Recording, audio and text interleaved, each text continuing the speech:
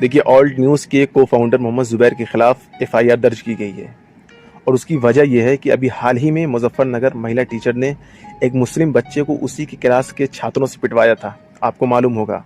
तो उसी को लेकर एफआईआर की गई है, जिसमें यह कहा गया है कि ज़ुबैर ने उस छात्र की पहचान उजागर की है, जिसके चलते एफआईआर दर्ज की गई है। अब आप यहाँ ये चीज़ देखें कि पहचान उजागर करने पर एफआईआर दर्ज कर ली जाती है और इतने सारे भाषण दिए जाते हैं मुसलमानों के अगेंस्ट, उस पर क्या होता है आपके सामने चीज़ें हैं। लेकिन आगे बढ़ने से पहले हम थोड़ा सा ये देख लेते हैं कि ज़ुबैर कौन है। तो सबसे पहले ये देख लीजिए, कर्नाटक के बेंगलुरु शहर के रहने वाले ज़ुबैर ने 10 साल से अधिक समय तक टेलीकॉम दिग्गज नोकिया के साथ एक सॉफ्टवेयर इंजीनियर के रूप में काम किया। उन्होंने 2017 में सॉफ्टवेयर इंजीनियर प्रतीक सिन्हा के साथ ऑल्ट न्यूज़ की सह स्थापना की। 1 साल तक नोकिया के लिए काम करने के साथ साथ ज़ुबैर ने प्रतीक सिन्हा की मदद की वेबसाइट चलाने में, लेकिन 2018 में उन्होंने नौकरी छोड़ दी और ऑल्ट न्यूज़ में शामिल हो गए। उनकी जो पहली कामयाबी थी वो ये थी कि भारत और पाकिस्तान सीमा पर फ्लड लाइट दिखाई गई थी, यानी कि जो भारत और पाकिस्तान की सीमा है उस पर फ्लड लाइट दिखाई गई थी, जो कि एक फेक जो है खबर थी। उन्होंने बताया कि रिपोर्ट में जो दिखाया गया है ये दरअसल है क्या चीज़, ये कहाँ की तस्वीर है।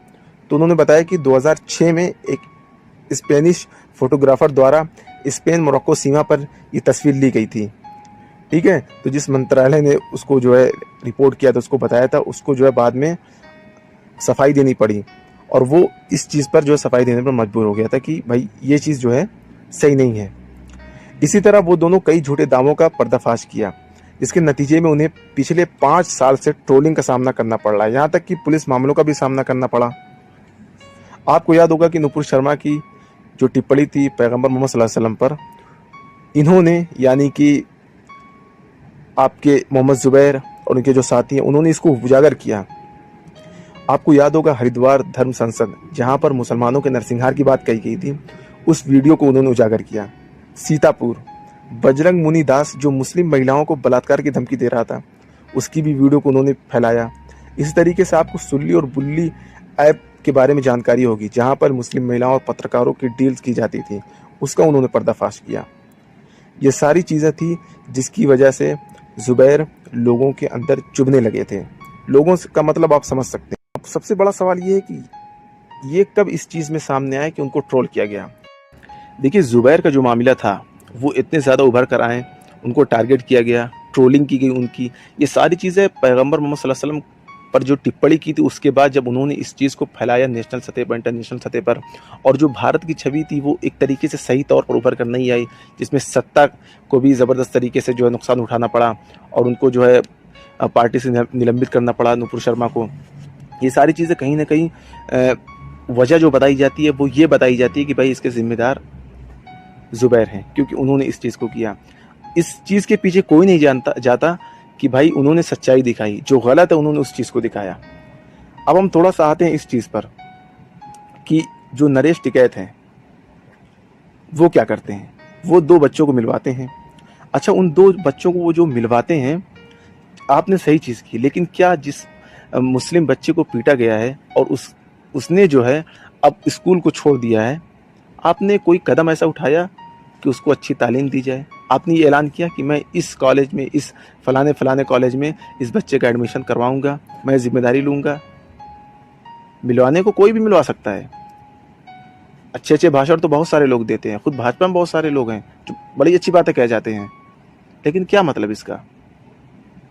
लेकिन वहीं जो टीचर है जो नफरत को बढ़ा रही है, जो नफरत का पाठ पढ़ा रही है, उस पर एफआईआर जब होती है तो जानते यही नरेश टिकैत क्या कहते हैं? ये कहते हैं कि हम एफआईआर जो है हटवा देंगे, मारी इतनी भी ना चले इस जिले में। ज़रा आप देखिए इस पैटर्न को, इस लहजे को, कि किस तरीके से वो कह रहे हैं।